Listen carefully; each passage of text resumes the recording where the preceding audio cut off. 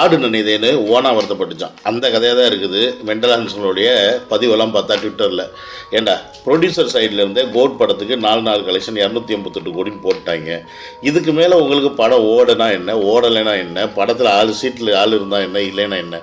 இவங்க வாட்டுக்கு போகிறாங்க, தேடுறாங்க, எல்லா சைடும் பார்த்தா ப்ளூ கலர் சீட் இருக்குது, இந்த தேட்டர் லாஸு, கோட்டு டிஸ்டாஸ்டரு, கோட்டு ஒஸ்ட்டு, கோட் மூவி சரியில்லை அப்படின்னு சொல்லிட்டு நீங்களும் ரிவ்யூ கொடுத்துக்கிட்டு தான் இருக்கிறீங்க. முக்குறாங்க மூளை வெளில அளவுக்கு முக்குறாங்க. ஆனால் கடைசி வரைக்கும் ஒன்றும் பண்ண முடியல.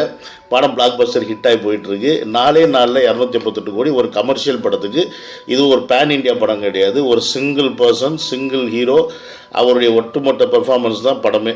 ஸோ இந்த ஒரு படத்துக்கு, இந்த ஒரு ஃபேஸுக்கு தான் இந்த மக்கள் கூட்டம்.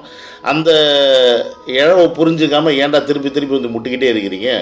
நீங்கள் முட்டை நாங்கள் வந்துக்கிட்டே போவோம் அப்படின்றது மட்டும் உங்களுக்கு புரியவே மாட்டேங்குதுல்ல.